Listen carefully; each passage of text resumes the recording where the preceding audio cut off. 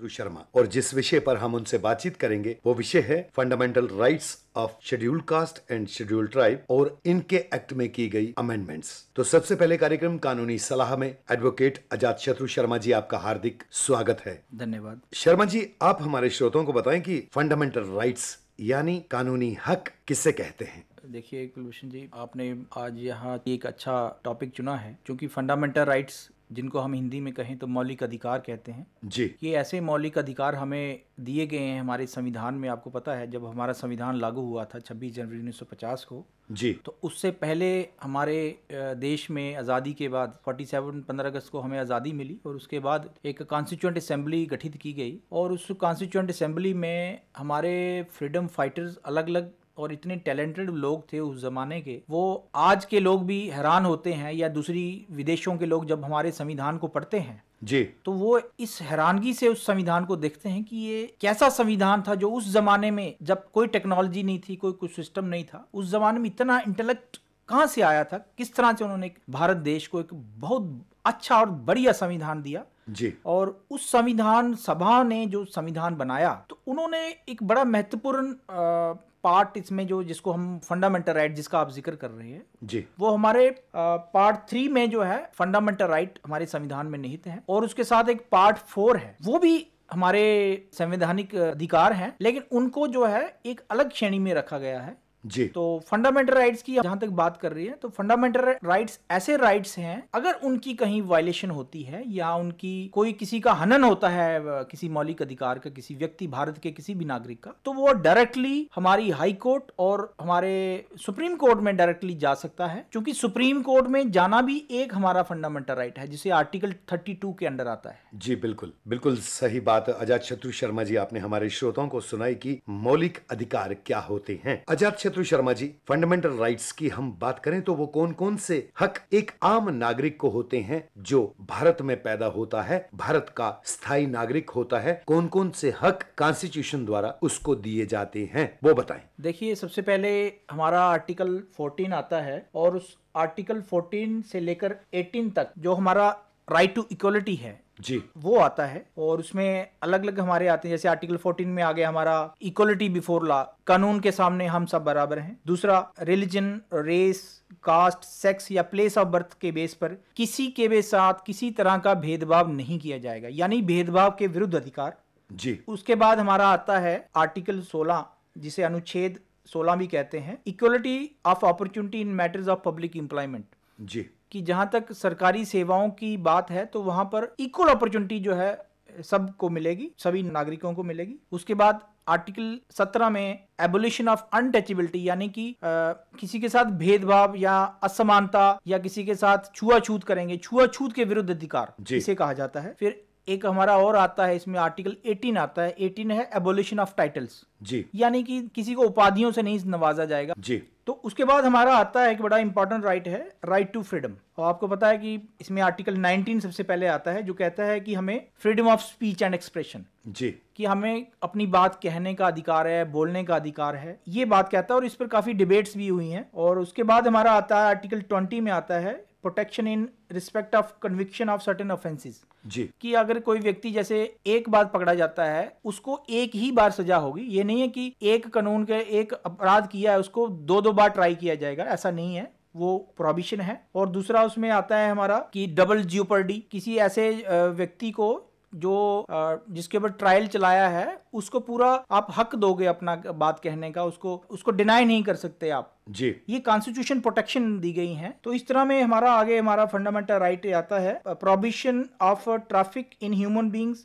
And forced labour, ये एक हमारी शोषण के विरुद्ध अधिकार उस श्रेणी में आता है कि हम जो है ह्यूमन बीइंग्स के फोर्सली उनको काम नहीं करवाया जा सकता। जिस तरह से आपने शुरू में SC ST की बात कही, तो मोस्टली हमारे देश में ऐसी सिस्टम था कि जो SC ST के साथ डिस्क्रिमिनेशन होती थी हमारी अंग्रेजों के टाइम, लेकिन उस वक्त हमारे संविधान निर्माताओं ने, जिसमें डॉक्टर BR अम्बेडकर हमारे कॉन्स्टिट्यूशन ड्राफ्टिंग के चेयरमैन थे, या और भी हमारे जो कॉन्स्टिट्यूशन असेंबली के प्रेसिडेंट थे डॉक्टर राजेंद्र प्रसाद जी, या हमारे पहले प्रधानमंत्री जवाहरलाल नेहरू जी, महात्मा गांधी भी इसमें शामिल थे शुरू में, तो ये सारे लोग चाहते थे कि एक ऐसी व्यवस्था बने कि जिसमें हम लोग जो पीछे का भारत में जो त्रुटियां आई हैं, जैसे अनटचेबिलिटी की बात थी, किसी व्यक्ति के साथ डिस्क्रिमिनेशन होता था, गरीब अमीर में गैप था, कुछ लोग अपने आप को सुपीरियर मानते थे, दूसरों को इन्फीरियर कहते थे, तो एक सारी असमानता का वातावरण था। तो हमारे संविधान में इस चीजों को गौर से देखा गया कि हम ये इक्वलिटी जो है समाज में लाएंगे। इसी इक्वलिटी के चलते हमारे देश में उस वक्त संविधान में रिजर्वेशन का कंसेप्ट दिया गया था। जी बिल्कुल बिल्कुल अजात शत्रु शर्मा जी, बिल्कुल सही बात आपने हमारे श्रोताओं को बताई। अजात शत्रु शर्मा जी, फंडामेंटल राइट्स में शेड्यूल कास्ट, शेड्यूल ट्राइब को भी बराबर हक मिले हैं, और क्या क्या स्पेशल राइट्स उनको मिले हैं भारतीय संविधान में, ये आप हमारे श्रोताओं को बताएं। देखिए सर, पहले तो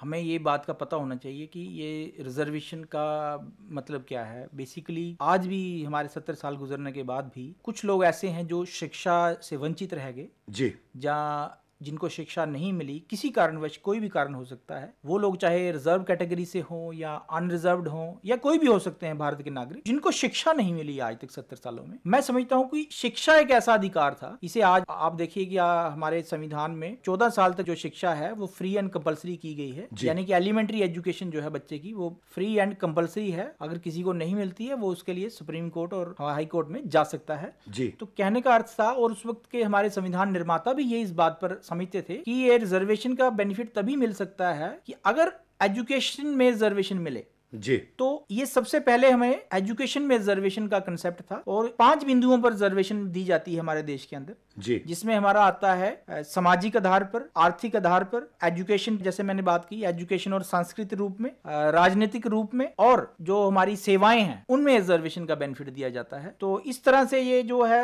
एजुकेशन, मैं समझता हूँ कि जब तक एजुकेशन हम लोगों को नहीं मिलेगी, अब एक बच्चा है जो एजुकेशन ही नहीं ली तो आप उसको कहोगे कि उसको नौकरियों में क्या रिजर्वेशन मिलेगी। जी बिल्कुल। अगर जिसको नौकरियों में जो पढ़ा ही नहीं उसको नौकरी होने का तो सवाल नहीं होता, ना ही प्रमोशन का सवाल उठता है। जी बिल्कुल बिल्कुल सही बातें अजात शत्रु शर्मा जी आपने कही कि बिल्कुल जब तक एक आम आदमी पढ़ेगा नहीं, लिखेगा नहीं, सीखेगा नहीं, और खासकर वो शेड्यूल कास्ट, शेड्यूल ट्राइब तबके से संबंधित हो, तो बिल्कुल उसको इन चीजों का कोई भी फायदा नहीं होगा। बिल्कुल सही। अजात शत्रु शर्मा जी, आरक्षण शेड्यूल कास्ट, शेड्यूल ट्राइब को देने का मुख्य उद्देश्य क्या है, ये बताएं। देखिए, जैसा कि मैंने आपको बताया कि हमारे फंडामेंटल राइट जो है हमारा equality of opportunity in matters of public employment में जहां तक बात की है जी, कि पब्लिक एम्प्लॉयमेंट में समान रूप से सबको कंसिडर किया जाएगा। लेकिन आर्टिकल ये 16 में हमारी गवर्नमेंट ऑफ इंडिया ने, उस वक्त की पार्लियामेंट ने, यानी कि 1995 में एक 17वां संशोधन किया था। उस संशोधन में प्रमोशन में भी रिजर्वेशन की बात कही थी। तो इस तरह से ये जो मैंने बताया ना कि 3 टायर सिस्टम है, 3 स्तर पर आपको प्रमोशन का बेनिफिट मिलता है। पहले आपको एजुकेशन में रिजर्वेशन का बेनिफिट मिलेगा, दूसरा आपको एम्प्लॉयमेंट में रिजर्वेशन का बेनिफिट मिलेगा, और फिर उसके बाद जो 95 में 77वां संशोधन किया गया था उसके बाद SC STs के लिए एक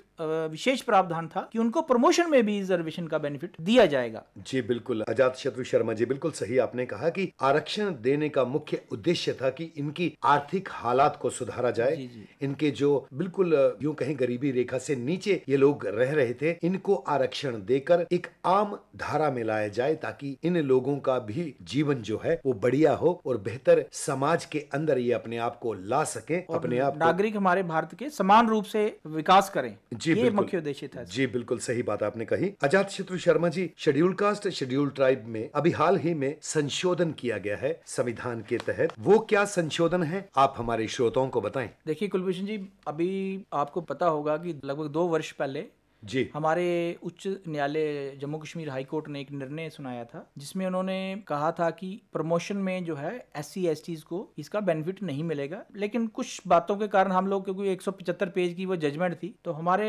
कुछ लोगों को आदत होती है राजनीति करने की, तो उन्होंने समाज में राजनीति दोनों तरफ से शुरू कर दी जी, और जो असली मुद्दा था उसको वो भूल गए। तो असली बात ये थी कि हाईकोर्ट ने ये कहीं नहीं कहा था कि SC STs को रिजर्वेशन का अधिकार नहीं है प्रमोशन में। जी, उन्होंने ये कहा था कि जो सेंट्रल कानून में हमारे, आपको पता है हमारे यहाँ अनुच्छेद 370 के तहत जम्मू कश्मीर को विशेष दर्जा प्राप्त है। विशेष दर्जा का मतलब है कि कोई भी कानून जो है वो डायरेक्टली जो पार्लियामेंट बनाती है, कुछ कानूनों को छोड़ के, डिफेंस, करेंसी और एक्सटर्नल अफेयर्स को छोड़ के जो भी कानून बनाती है वो डायरेक्टली हमारी स्टेट में इंप्लीमेंट नहीं होता। वो सिर्फ 2 लोग जो है इंप्लीमेंट करवा सकते हैं। एक तो हमारा प्रेसिडेंट ऑफ इंडिया उसको इंप्लीमेंट करवा सकते हैं आर्टिकल 370 क्लॉज 1 के तहत, या हमारी स्टेट असेंबली उसका सेम ड्राफ्ट बना के उसको अपनी असेंबली में पारित करे। जी बिल्कुल। तो उस वक्त जो था हाई कोर्ट ने ये निर्णय सुनाया, क्योंकि वो अमेंडमेंट जो हमारी 95 में 17वां संशोधन की जो मैंने बात की वो एक्सटेंड नहीं था जम्मू कश्मीर स्टेट के अंदर, इसलिए हाई कोर्ट ने ये निर्णय सुनाया कि जब तक वो आपका 370 है और विशेष दर्जा है, आपने वो एक्सटेंड नहीं किया है, ना ही पार्लियामेंट ने आज तक उसको यहाँ पर प्रेसिडेंट ऑफ इंडिया ने एक्सटेंड नहीं किया, ना ही असेंबली ने उसको पारित किया। इसलिए जम्मू कश्मीर में अगर कुछ गुड फेथ में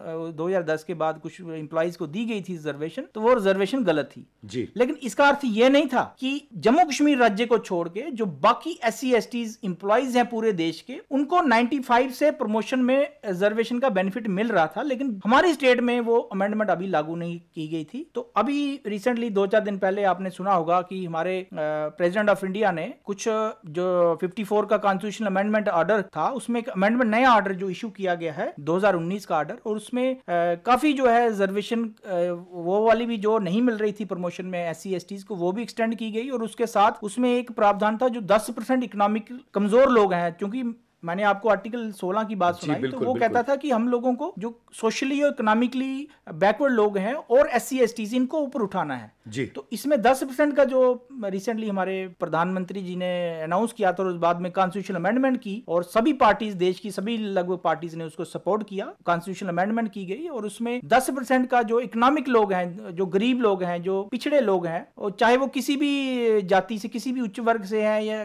कैसे भी हैं, उनको वो बेनिफिट मिलेगा। और वो इस अमेंडमेंट के तहत जो हमारी स्टेट में की गई कॉन्स्टिट्यूशनल ऑर्डर 2019 का, उसमें वो भी एक्सटेंड किया गया है। जी बिल्कुल सही बातें अजात शत्रु शर्मा जी आपने कही कि कॉन्स्टिट्यूशन में अमेंडमेंट जब किया जाता है, और खासकर शेड्यूल कास्ट शेड्यूल ट्राइब की अगर हम बात करें कि आरक्षण उनको नौकरी में होगा, पढ़ाई में होगा, तो ये उस तबके को उनके मौलिक अधिकारों को देखते हुए उनकी आर्थिक हालातों को सही करने के लिए किया जाता है। बिल्कुल सही। अजात शत्रु शर्मा जी, संविधान के अंतर्गत फंडामेंटल राइट्स का एक विशेष महत्व है जो हर भारतीय नागरिक का अपना हक है। किन किन बातों में एक भारतीय नागरिक, चाहे वो जनरल कैटेगरी से हो या शेड्यूल्ड कास्ट शेड्यूल्ड ट्राइब से हो या किसी और विशेष जाति से हो, एक भारतीय नागरिक क्या क्या हक अपने भारतीय होने के रखता है, ये बताएं। देखिए कुलभूषण जी, मैंने जैसा पहले बताया आपको कि हमारा जो संविधान बना था उस वक्त इसमें जो भाग 3 था जिसमें हमारे मौलिक अधिकार थे, और भाग 4 में हमारे जो दिशा निर्देशक थे हमारे सरकार के लिए जी। तो ये दोनों टाइप के हमारे राइट्स थे। तो बेसिकली उस टाइम में उद्देश्य ये था कि आप यूं कहें कि हमारी, आपको पता है कि UNO का हम मेंबर हैं, इंडिया मेंबर, इस तरह से काफ़ी देश जो है इसके मेंबर हैं जी। तो कि संयुक्त राष्ट्र संघ जब बना था तो उन्होंने एक चार्टर डिक्लेयर किया था, universal declaration of human rights जिसको हम कहते हैं, मानवाधिकार जी। और उस मानवाधिकारों में 2 टाइप के राइट्स थे, एक था हमारा सिविल एंड पॉलिटिकल राइट्स जी, एक श्रेणी आता था, और दूसरी श्रेणी आती थी social, culture and education rights जी। तो आप यूं कह सकते हैं कि हमने वो चीज हमारे संविधान में, वो हमारे निर्माताओं ने उसी वक्त डाल दी थी जी जी जी, जब वो संविधान सभा में बना रहे थे, ह्यूमन राइट्स का कंसेप्ट उसमें डाल दिया। यानी कि सिविल जो पॉलिटिकल राइट्स थे वहां पर UNDHR में जी, वो उनको हम यहाँ पर हमारे भारत में मौलिक अधिकार या फंडामेंटल राइट्स कहा जाता है, और जो social, culture and education rights थे UNDHR में, उनको जो है directive principle of state policy कहा जाता है। तो कहने का अर्थ ये है कि हमारी उद्देश्य ये था, सरकार हम बनाते हैं, पार्टियां अलग अलग चुनती हैं, तो सरकार बनाने का मुख्य उद्देश्य यही था कि ऐसी सरकार देश को चाहिए, या ऐसी वो लोग अपने मैनिफेस्टो में बातें कहें कि हम जो है ये directive principle of state policy को उठा के फंडामेंटल राइट्स बनाएंगे, क्योंकि फंडामेंटल राइट्स जो है वो एक तरह की गारंटी है सरकार की तरफ से। बिल्कुल बिल्कुल। उसके लिए आप कोर्ट में जा सकते हैं, लेकिन अगर आपका कोई directive principle of state policy का राइट की वायलेशन होती है तो आप कोर्ट में नहीं जा सकते। मान लीजिए जैसे राइट टू वर्क जो है, राइट टू वर्क जो है वो हमारा फंडामेंटल राइट नहीं है। आप गवर्नमेंट के ऊपर केस नहीं कर सकते, आप हाई कोर्ट में गवर्नमेंट के ऊपर केस नहीं कर सकते जी महाराज मुझे नौकरी नहीं मिल रही जी, बिल्कुल, क्योंकि वो हमारा directive principle of state policy है। अब जैसे एजुकेशन था, राइट टू एजुकेशन, जो 14 साल तक मुफ्त और कानूनी शिक्षा थी, पहले ये हमारा directive principle of state policy के उसमें आता था, लेकिन अभी जो है ये इसको फंडामेंटल राइट बनाया गया है। तो इसी तरह से धीरे धीरे राइट टू एम्प्लॉयमेंट, आपने कहा जैसे 100 दिन की नरेगा जो योजना बनी है जी, तो ये तो 100 दिन की गारंटी करती है। जिस दिन ये 365 दिन की गारंटी करेगी तो समझ लेना ये डायरेक्टिव प्रिंसिपल से शिफ्ट हो गए फंडामेंटल राइट बन गया है। तो इसी तरह से विवेचना हमारे संविधान में की गई है। जी बिल्कुल आजाद शत्रु शर्मा जी, बिल्कुल अच्छी और सही बातें आपने हमारे श्रोताओं को बताई कि हमारे मौलिक अधिकार क्या हैं, और उसमें भी खासकर शेड्यूल कास्ट शेड्यूल ट्राइब के आरक्षण पर आपने बहुत अच्छी बातें हमारे श्रोताओं को बताई। आजाद शत्रु Sharma ji, schedule caste schedule tribe में और क्या क्या बातें आप हमारे श्रोताओं को बताना चाहेंगे, और खासकर जो अभी हाल ही में इनके हक में संशोधन किए गए हैं उनके बारे में? देखिए, मैंने जिसका थोड़ा सा पहले भी मैंने जिक्र किया था कि जो हमारे कंट्री में जो प्रमोशन की जहाँ तक बात थी, तो 95 में एक हमारे 2/3 मेजॉरिटी से वहाँ पर एक लॉ पास हुआ था। तो उन्होंने उसमें ये कहा था कि हम प्रमोशन में भी रिजर्वेशन देंगे, लेकिन अफसोस की बात थी कि वो स्टेट में हमारी अब लागू हुआ है जाके जी 24 साल के बाद। ये इसलिए लागू हुआ कि क्योंकि ये आर्टिकल 370 इसके बीच में आता था। ना ही प्रेसिडेंट ऑफ इंडिया को कोई गवर्नर ने या किसी चीफ मिनिस्टर ने रिकमेंडेशन की, ना ही उस चीफ मिनिस्टर ने कभी हमारी स्टेट असेंबली में पारित किया। तो चूंकि ये एक हमारा एक विशेष दर्जा है और एक कॉन्स्टिट्यूशनल स्कीम है, इसके तहत ही हमारी सरकारें कई बार जो है इग्नोर कर देती हैं, और जो हमारे बेनिफिट जो है वो जिसको आते आते करीब, जैसे मैंने एग्जांपल दी कि 24 साल लगे इसको आते आते स्टेट के अंदर, तो इसी तरह से और भी देश के अंदर कानून है जिनका बेनिफिट जो है हमें नहीं मिल रहा, वो हमने स्टेट असेंबली के विवेक पर रखा है। तो हमारे जो स्टेट असेंबली के लोग हैं, हमारी सरकारें हैं, उनको भी चाहिए कि वो सेंट्रल लॉज की एग्जामिनेशन करें, और जो कानून हमारे बेनिफिट के लिए उसको वो देरी क्यों करते हैं। मैं तो समझता हूँ प्रेसिडेंट ऑफ इंडिया जो है वो गवर्नर की असेंट लेके वो स्टेट में ला सकता है। जी बिल्कुल बिल्कुल आजाद शत्रु शर्मा जी, बिल्कुल सही बात आप कह रहे हैं कि समाज के हक में कोई भी कानून जो बने उससे समाज का फायदा हो, समाज के लोगों का विकास हो, तो जरूर करना चाहिए। बिल्कुल सही बातें। अंत में एडवोकेट आजाद शत्रु शर्मा जी, एक संदेश आज के इस विषय पर समाज के लोगों के नाम। जी देखिए, मेरा संदेश तो साफ है। मैंने पहले भी अपनी इस चर्चा में उस बात को कहा है, लेकिन मैं अब इसको थोड़ा सा ब्रीफ में कह देता हूँ। जहाँ तक रिजर्वेशन का बात है, तो रिजर्वेशन हमारे ST STs को उस वक्त दी गई थी हमारे संविधान के अंदर। तो वो उसका मेन मकसद ये था कि ये लोग भी जो है बाकी समाज के जो नागरिक हैं उनके बराबर आए जी, उनको बराबर लाना, समानता, यानी कि समानता का अधिकार हमारा एक फंडामेंटल राइट है जी। उस फंडामेंटल राइट को इफेक्ट देने के लिए रिजर्वेशन का ये कंसेप्ट था। तो ये मेरा आज SC ST जितने भी मेरे भाई जो मेरी बात सुन रहे हैं कि वे अपने बच्चों को ज्यादा से ज्यादा शिक्षा दें, क्योंकि शिक्षा में ही रिजर्वेशन मिलेगी। अगर वो शिक्षित नहीं होंगे तो उनको ना ही नौकरियां मिलेंगी, तो ना ही उनको प्रमोशन में रिजर्वेशन मिलेगी। कुछ लोग जो है अभी तक जो है वो शिक्षा ही नहीं प्राप्त कर सके, तो उनको रिजर्वेशन का बेनिफिट मिलने का तो सवाल ही नहीं उठता। ज्यादा से ज्यादा अपने बच्चों को शिक्षित करें ताकि इस रिजर्वेशन का सही मायने में उनको अफेक्ट मिले। तो मैं समझता हूं कि ये चीजें भी जो है समाज में इक्वलिटी का काम करेंगी। तो मेरा संदेश भी यही है कि हम ज्यादा से ज्यादा अपने बच्चों को शिक्षित कर सकें, ताकि हम जो है हमारे कानूनों का, हमारे मौलिक अधिकार का या अन्य कानूनों का हम फायदा ले सकें। जी बिल्कुल बिल्कुल सही बातें अजाद शत्रु शर्मा जी आपने हमारे श्रोताओं को बताई। अंत में एक बात और मैं यहाँ पे आपके माध्यम से हमारे श्रोताओं को बताना चाहूंगा कि भारत सरकार की एक योजना है बेटी बचाओ बेटी पढ़ाओ, और आपने देखा होगा शेड्यूल कास्ट शेड्यूल ट्राइब लोग जो हैं वो अपनी बेटियों को नहीं पढ़ाते हैं, और 8वीं भी मुश्किल से वो पढ़ती हैं और उनकी शादी की जाती है, जिससे उनका जो आने वाला भविष्य है वो पूरा चूल्हे चौके तक ही रहता है। आज आप इस कार्यक्रम कानूनी सलाह के माध्यम से उन माता पिता को जो specially schedule caste schedule tribe तबके से संबंधित है कि आप अपनी बेटियों को खूब पढ़ाएं, उनके बारे में। मैं ऐसे माता पिता जो सुन रहे हैं, आकाशवाणी कठुआ को सुन रहे हैं, मेरी उन तमाम लोगों से ये अपील है, और खासकर विशेष तौर पर जो SC STs के वो लोग हैं जो अभी भी वीकर सेक्शन है, जो अपनी बेटियों को नहीं पढ़ाते हैं। तो मैं ये समझता हूँ कि बेटियों को पढ़ाना लड़कों से भी ज्यादा जरूरी है। ये मेरा जाती मानना है जी। कुछ लोग मेरे से असहमत हो सकते हैं कि मैं समझता हूँ कि लड़कों से ज्यादा पढ़ाना जरूरी है लड़कियों को, क्योंकि आपने सुना होगा कि एक लड़की जब शिक्षित होती है वो एक पूरी फैमिली को शिक्षित करती है, लेकिन एक जब लड़का शिक्षित होता है वो सिर्फ एक इंडिविजुअल को शिक्षित करता है। जी बिल्कुल। तो ये जितनी भी सरकारें बनी हैं इन्होंने काफी स्कीमें लागू की हैं, काफी कानून बनाए हैं, लेकिन इन कानूनों को और स्कीमों का बेनिफिट तभी मिल सकता है जब हम लोग जो है पूरी तरह से अपने बच्चों को, लड़के लड़कियों को, और विशेष तौर से लड़कियों को पूर्ण जो है हायर एजुकेशन तक कम से कम पहुंचाएंगे। तो मैं समझता हूँ कि अगर आपने उन बच्चे को एजुकेशन दे दी, एक बच्ची को पढ़ा दिया, तो मैं समझता हूँ उसकी दहेज की जरूरत आपको नहीं पड़ने वाली। जी बिल्कुल आजाद शत्रु शर्मा जी, बिल्कुल सही सही बात आपने कही कि अगर एक लड़की पढ़ती है, वो खुद तो पढ़ती है, अपने पूरे परिवार को भी पढ़ाती है और जिस दूसरे घर में जाएगी जी। उनके जो परिवार के सदस्य हैं उनको भी जागरूक करेगी कि शिक्षा के माध्यम से अपना तो विकास होता ही है, समाज का विकास होगा और देश जरूर तरक्की करेगा, आगे बढ़ेगा। अजात शत्रु शर्मा जी, आप हमारे कार्यक्रम कानूनी सलाह में आए और आपने आज के विषय पर हमारे श्रोताओं के साथ अपने विचार साझा किए। आपका बहुत बहुत धन्यवाद। धन्यवाद, शुक्रिया। कानूनी सलाह।